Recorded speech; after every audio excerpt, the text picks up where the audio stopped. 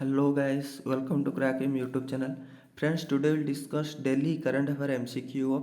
13th July. तो friends जदि आपको आम करेन्ट अफेयर्स किसी भल लगुच निश्चित भाव में भिडियोटी को लाइक करूँ शेयर करूँ और जदि चैनल को नुआ तो निश्चित भाव में सब्सक्राइब करूँ। तो चलते देखा आज कौन सब क्वेश्चन रही। आज फर्स्ट क्वेश्चन होची who has been appointed as the new chairman of NPPA. तो एनपीपीए माने नेशनल फार्मास्यूटिकल प्राइसिंग अथॉरिटी जोटा आम जी सब फार्मास्यूटिक अच्छी जो मेडिसिन तैयारी होची तार प्राइसिंग रेगुलेट कर केते कौन रहिबो तार जो प्राइस रोची। तो सेटा एनपीपीए रो आर ए न्यू रे चेयरमैन भाव क्या अपॉइंट कराई। तो मन रखिए यहाँ नाम हूँ कमलेश कुमार पंत। कमलेश कुमार पंत ये ही होती एनपीपीए रो न्यू चेयरमैन। आउ ये थिले ये होचन जन IAS officer Chhattisgarh sorry Himachal Pradesh रे ये पूर्व प्रिंसिपल सेक्रेटरी रही सारी से स्टेट रो माने रेवेन्यू रे। तो तांको एबे एनपीपीए रो चेयरमैन भाव अपॉइंट कराइला। एनपीपी न्यू दिल्ली रे अछि आ फाउंडेड होइतला एटा 1997 रे। वर्तमान आर किए चेयरमैन अछंती। तो वर्तमान अछंती शुभ्र सिंह जे कि वर्तमान राजस्थान को ट्रांसपोर्ट होती। शुभ्र सिंह ये वर्तमान चेयरमैन अच्छा एनपीपीए सेमती मन रखिए अरुण मिश्रा बहुत इंपोर्टाट रही NH national human right commission chairman होती। अनुप चंद्र पांडे होती आमर ए इलेक्शन कमिशनर भाव नुआ जन अपॉइंट होती। आमर चीफ इलेक्शन कमिशनर वर्तमान किए अच्छा सुशील चंद्रा। सेमती महेश कुमार जैन ये रिसेंटली ये डेप्यूटी गवर्नर ऑफ आरबीआई रो न्यू डेप्यूटी गवर्नर ये किए ना Mahesh Kumar Jain. Which become first state to recognise community forest resource rights in urban region. तो फॉरेस्ट रिसोर्स राइट्स अर्थात जी भी सब स्टेट रे अर्बन एरिया जाक अच्छी जो कहूँ ग्राम सभा जो हेड कर ग्राम जाक। तो ग्राम सभा अंडर रे कौन कराई ना आखपाखे जी भी सब फॉरेस्ट एरिया अच्छी से अधीन को दिखाई। तो तार भी सब माने जो कंजर्व करिया कथा से ग्राम सभा लोक मैंने मिसिकी करिए। तो फॉरेस्ट राइट्स पूरा अर्बन लोक को सब दिखाई। तो यहाँ एमती कर फास्ट स्टेट है छत्तीसगढ़ स्टेट रिसेंटली एटा अनाउंस करथिला।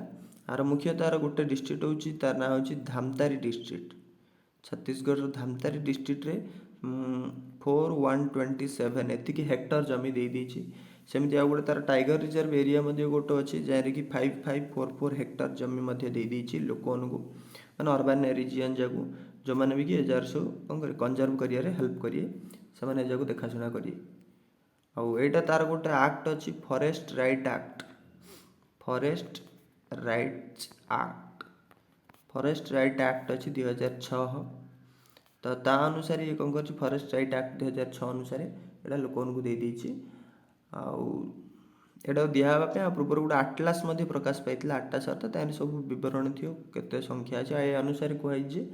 स्टेट्र पाखा मान 31% रु भी अधिक ट्राइबल पीपुल अच्छा छत्तीसगढ़ रे। तो से दिखाई सुरक्षा करिए। छत्तीसगढ़ सीएम होती भूपेश बाघेल गवर्नर अनुसुईया उइके। सेमती मन रखु कर्णाटक हूँ फास्ट स्टेट जे कि नेशनल एजुकेशन पॉलिसी जोटा 2020 ये इश्यू मैंने इम्प्लीमेंट कर ऑर्डर पास करमती महाराष्ट्र जो अच्छी ये हूँ फास्ट स्टेट जे कि एजुकेशन जो सर्टिफिकेट बनाऊँगी ब्लॉकचेन टेक्नोलॉजी यूज कर। ब्लॉकचेन टेक्नोलॉजी कौन हम डिजिटल माध्यम आपको सर्टिफिकेट गोटे पीडीएफ आकार दिखाई ता सहित आप कोड वर्ल्ड कौन भी कोड की गले भी से सर्टिफिकेट आप डिजिटल माध्यम आप पाइपर। आउ जर जो फर्जरी केस हो सर्टिफिकेट तैयार से जगह हेनी। तो यहाँ फास्ट ब्लॉकचेन टेक्नोलॉजी यूज कर जो एजुकेशनल सर्टिफिकेट महाराष्ट्र यहाँ फास्ट प्रथम से डिप्लोमा इंजीनियरिंग लगुच माने तैयारी कर टेक्नोलॉजी यूज करी। Where IAF Indian Air Force has built one of the world's highest mobile ATC tower। तो ATC टावर माने कौन एयर ट्रैफिक कंट्रोल। तो पूरा हाईएस्ट एटा पूरा माने पूरा हाईएस्ट नहीं कि मैं जो वर्ल्ड के हाईएस्ट अच्छी तार वन ऑफ द हाईएस्ट है। तो ये रिसेंटली ईस्टर्न लद्दाख एरिया रे इंडियन एयरफोर्स को तैयारी करछि। आईटा मुख्यतः जो आम जी सब मिलिटारी एयरफोर्स तार जी भी अच्छे मिलिटारी यूज हो हेलिकप्टर जाऊँगी तो तार एयर ट्राफिक कंट्रोल यहाँ को तैयारी करटे लद्दाखर प्राय जोटा आम कहे लाइन ऑफ कंट्रोल जोटा कि आमर अच्छी चाइना पाखे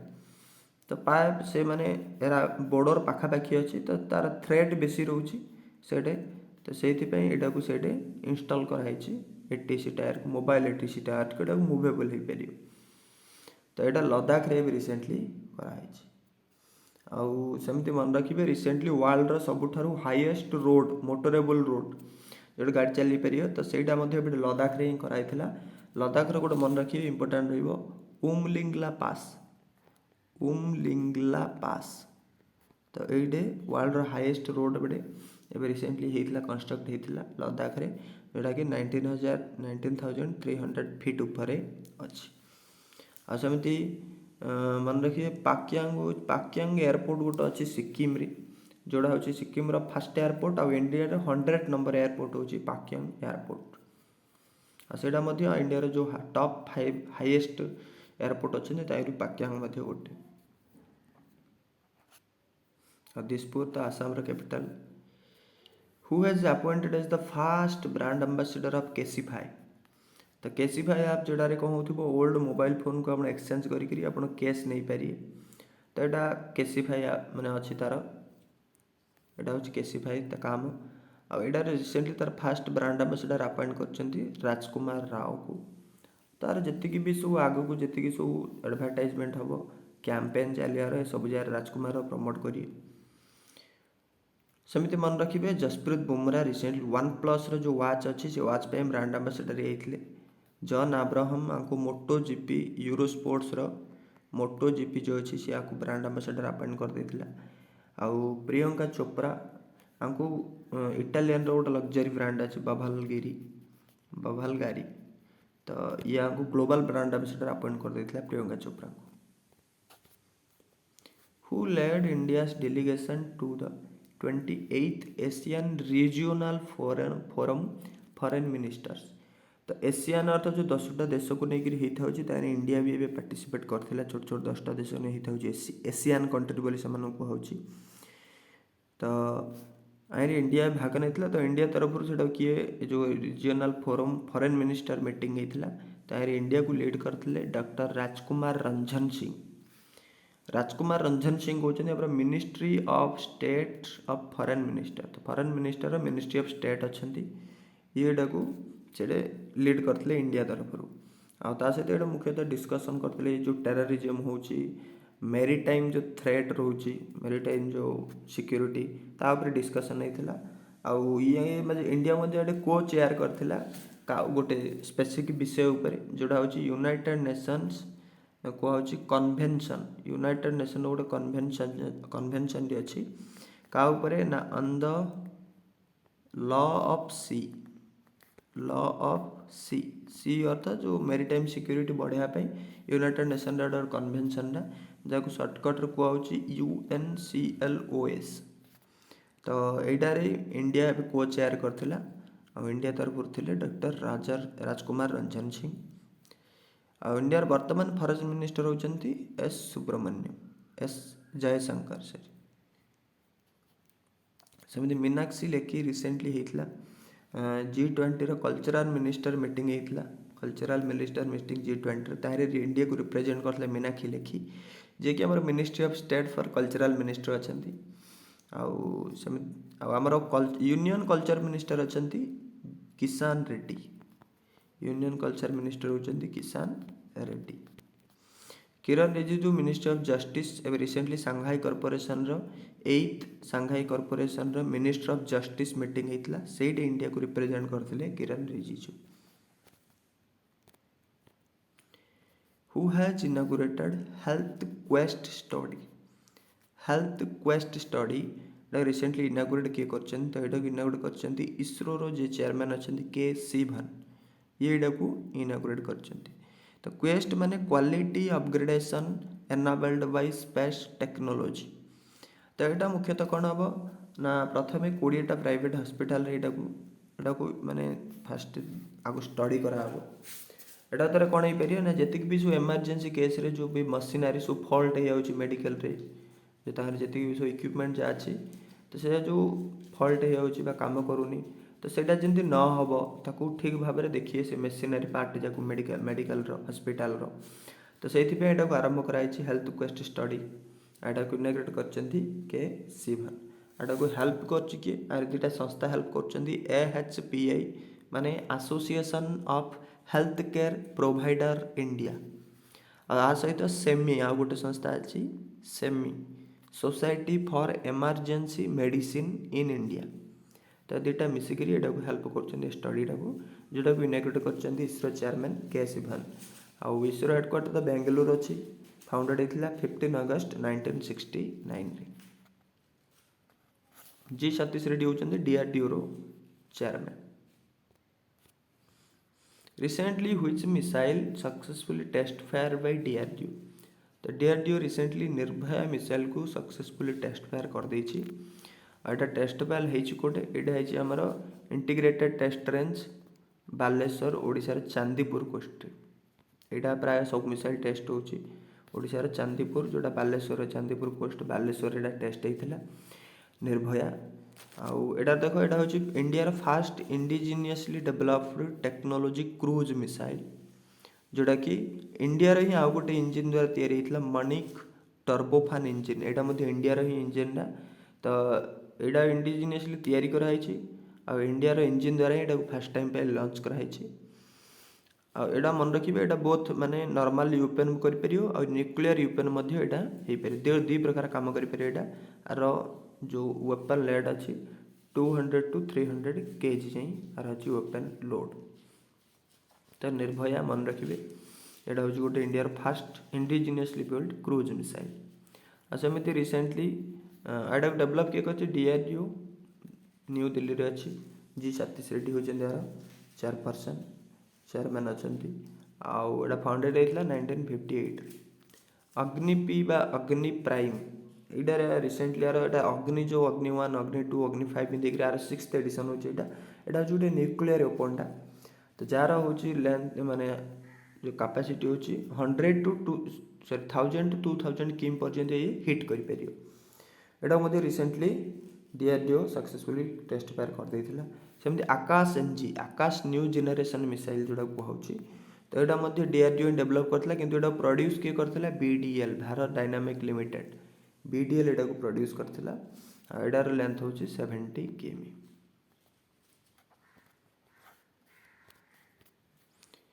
which day is celebrated as international youth day तो इंटरनेशनल यूथ डे सेलिब्रेट होची अगस्त 12 रे आउ एटा मुख्यतः जो माने भी यूथ अछंती यूथ मानकर जो भी प्रॉब्लम अछि ताको सॉल्व करिया एटा उद्देश्य रे कराइथिला एटा फर्स्ट टाइम सेलिब्रेट होइथिला 2000 रे आउ मन रखिबे एटा मुख्यतः जो एम्प्लॉयमेंट रिलेटेड बहुत इशू होची तो ता ऊपर मध्ये एटा फोकस करा होची ए वर्ष आर थीम अछि transforming food systems youth innovation for human and planetary health एटा होची ए वर्षर थीम सेमती मन रखिए इंडिया मध्य जो नेशनल यूथ डे अच्छी से केबे सेलिब्रेट होची तो सेटा सेलिब्रेट होची जनवरी 12 रे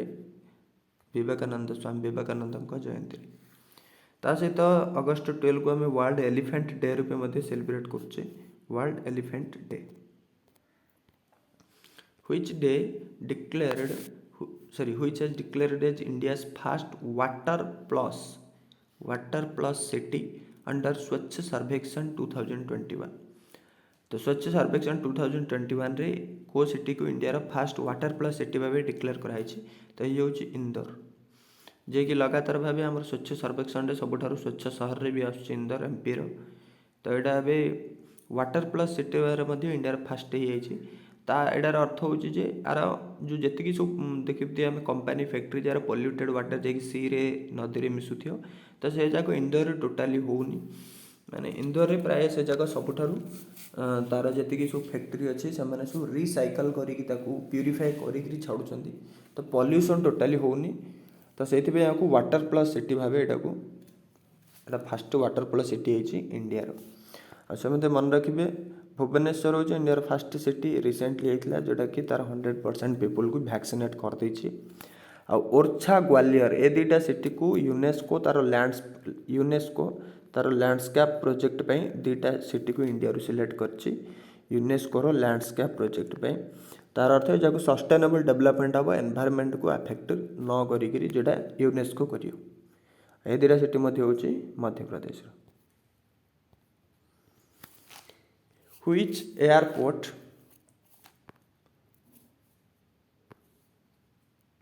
which airport among the world's top 50 best airport according to the Skytrax World Airport Award ranking 2021 तो Skytrax World Airport Award जोड़ा कि यूके को काटची ये जो Skytrax World Airport टा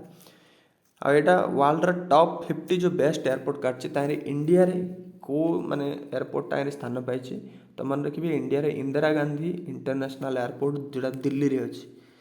तो यहाँ ही टॉप 50 स्थान पाई आटार रैंक के 45 रैंक वर्ल्ड आर रैंक हो Indira Gandhi international airport 45 rank आउ सहित इंडिया रे जदि रैंक अनुसार कह इंडिया रे सबुठ बेस्ट एयरपोर्ट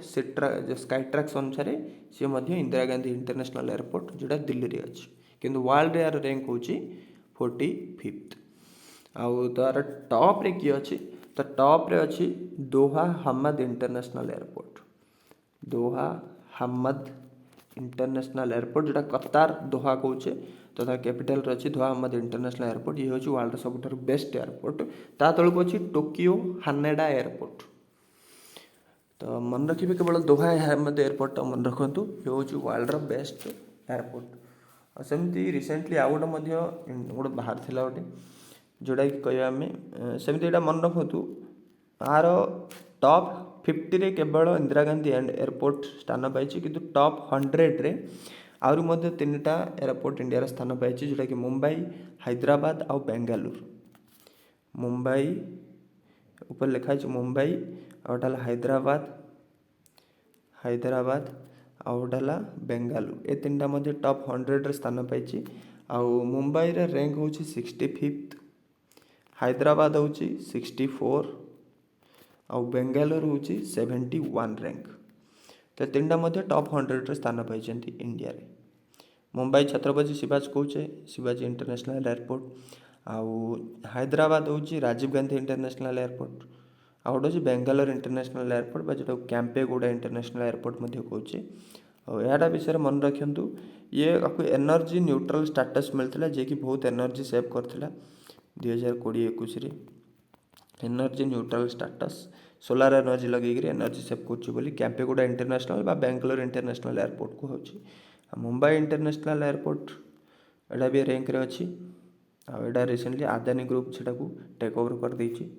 सेमती कोचिन इंटरनेशनल एयरपोर्ट केरलार यहाँ को एबे एयरपोर्ट काउंसिल इंटरनेशनल जो अच्छी ACI एयरपोर्ट काउंसिल इंटरनेशनल तार एबे आकु अवार्ड दिखाई जे director generals roll of excellence honour दिखाई रोल ऑफ एक्सेलेंस